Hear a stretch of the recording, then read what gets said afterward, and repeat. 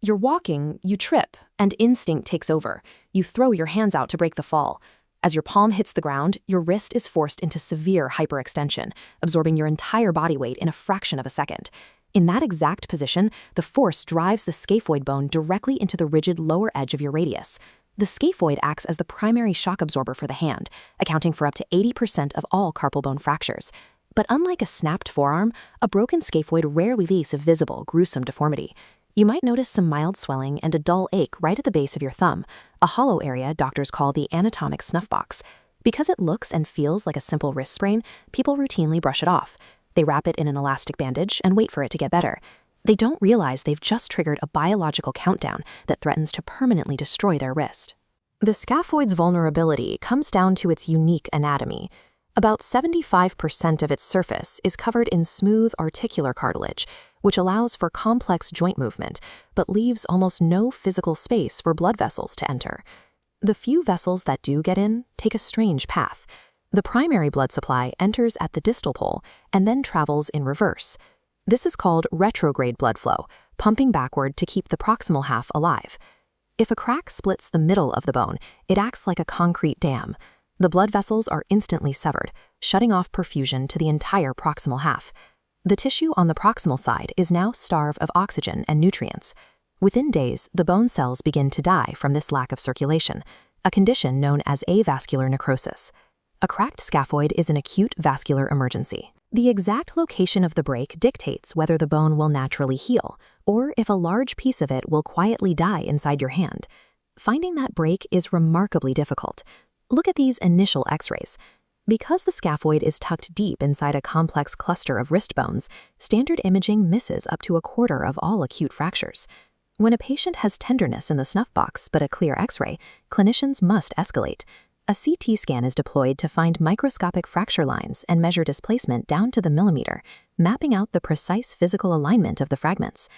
But to see the actual biology of the bone, doctors use contrast-enhanced MRI.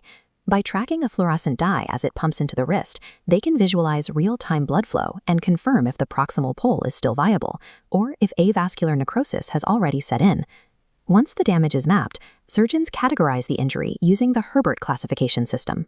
This sorts the fracture into one of two main groups: Type A, meaning the broken pieces are mechanically stable, or Type B, meaning they are unstable and highly prone to shifting. Pinpointing exactly where and how the bone broke is the only way to formulate a treatment plan that actually saves the joint. For stable, non-displaced Type A fractures, the modern protocol relies on conservative treatment, and the approach has shifted significantly based on new biomechanical data. Historically, doctors used a restrictive thumb spica cast, but clinical trials prove a modern short-arm cast, leaving the thumb free, achieves the exact same 90% union rate, while recovering grip strength and typing speeds much faster. Type B fractures, or breaks near that vulnerable proximal pole, require a totally different approach. If left in a cast, those unstable fragments will shift, cutting off the blood supply. They require immediate surgical intervention. Surgeons perform an open reduction and internal fixation with a specialized headless compression screw. Because the threads are spaced differently, rotating the screw mechanically forces the two dying bone fragments tightly and seamlessly together. Lock up a stable fracture too much and you needlessly paralyze the hand, but undertreat an unstable fracture and the wrist will permanently fail. When an unstable scaphoid fracture goes unhealed, the mechanical bridge of the wrist breaks down. Every time you pinch, grip, or push, the normal compressive forces of your hand drive the two disconnected halves of the bone in opposite directions. Over time, the distal fragment tilts forward, while the proximal fragment extends backward. This angular collapse creates what surgeons call a humpback deformity, permanently warping the structural architecture of the wrist. With the scaphoid deformed, the surrounding carpal bones lose their alignment and begin to grind against one another. This triggers a predictable, irreversible cascade of joint destruction, known as scaphoid non-union advanced collapse, or SNAC. The protective cartilage wears away completely. Failing to restore the scaphoid's precise geometry condemns the entire wrist to a lifetime of progressive, agonizing arthritis. Once advanced SNAC sets in and the cartilage is gone, the damage is permanent. You can no longer save the joint with a simple compression screw or a bone graft. Surgeons are forced to rely on extreme salvage procedures.